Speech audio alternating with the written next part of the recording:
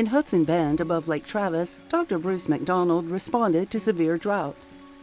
He replaced his front lawn with water-conserving plants bordered by scavenged rocks. In back, wildlife spends time with him in his courtyard garden with ponds replenished by rainwater collection. Now a member of the Hudson Bend Garden Club, gardening hasn't always been his grounding hobby. I was recently retired, and I have a handicapped daughter, and I have a wife who was very sick at the time, so I was pretty much here all the time, and had to find something to do that was around the house, and so I started doing some gardening. And the backyard is mostly a jungle, and we were having wildfires, so I was cutting down the cedar trees, and it just left this big desolate area with a slope down to an alleyway.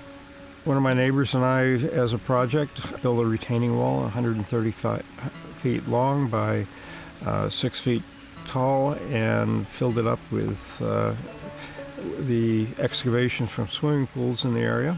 The wall is made out of cinder block, and then it's reinforced with rebar and concrete in the holes in the cinder block, and then has a coat of stucco on the top of it. Since Bruce always has extra pucks and divisions, he inserts them into cavities on the backside. Inside the wall, he broke up the empty terrain into defined destinations with granite walkways. Then he started filling beds along the route. I enjoy just playing around with different plants and seeing what you can do with them, and I like planting seeds and seeing them germinate and become plants. It's kind of like an ongoing science fair project for me. I'm always fiddling with things and seeing how things work. Then my wife at the time said she wanted a water feature, and so we started making a pond. Now we have 2 ponds, and we've been on the Pond Society 2 or 3 times now. Dedicated koi ponds are a little more formal. If you look at the Japanese, the ponds are more geometric and formal looking. The ones that are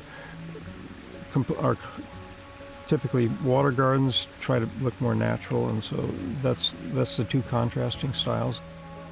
We have a total of 3,000 gallons capacity, and the water is replenished by the rainwater collection. There are little float valves that control the water level. Just one thing leads to another. I have a bit of a slogan that is, anything worth doing is worth overdoing, and this kind of leads credence to that. The dry stack wall was just rock that came in with the excavation from the swimming pool, and also rock that I got from Lake Travis when the water levels were down. I just thought there'd be a nice area for a planter and something a little different, so I started stacking up rock and put the plants in it. On Memorial Day, that we had a flood come through here, and it washed all that down the hill, and so I had to rebuild it, and now I'm rebuilding it with a little mortar instead of just dry sack, and I think that will hold it better. A dry creek bed helps control flooding water.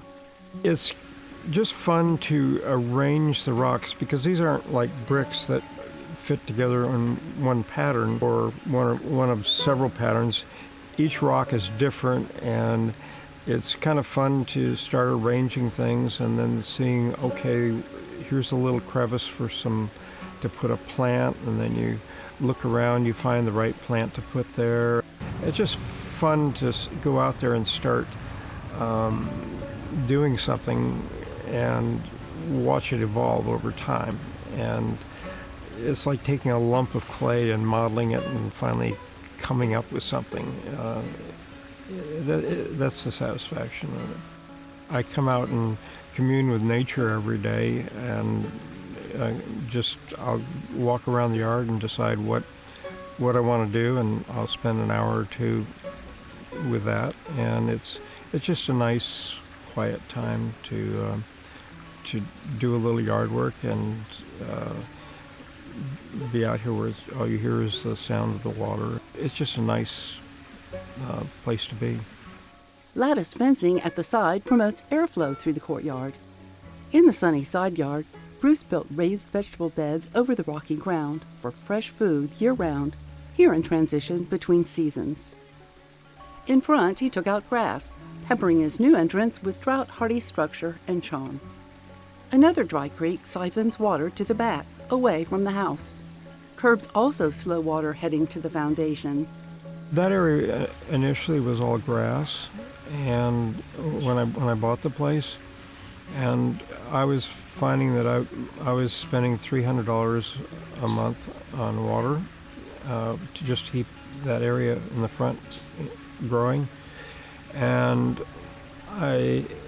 then it ended up dying out in the middle of the summer anyway. So I said I don't want that, and our lake levels are down, and there's no reason that I need to be pouring water on this. So I got out there, and little by little I removed the grass, put in decomposed granite, and brought rock up from Lake Travis, and started putting little rock gardens, and that's the look that we have out there.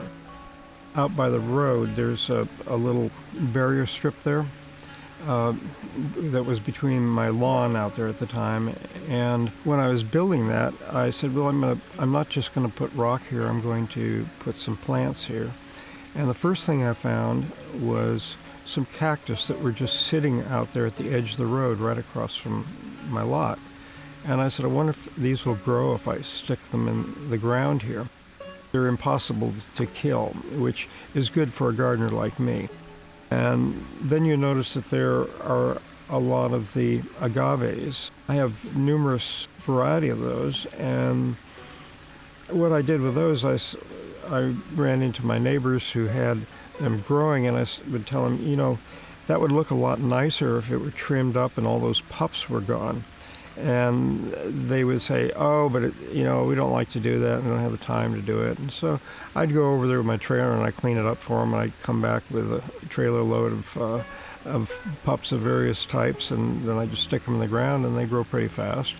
It's just a gradual evolution. And sometimes I'll go around and I'll not do anything for a couple of weeks. And then some weeks I'll maybe have a couple hundred transplants and make a few new beds.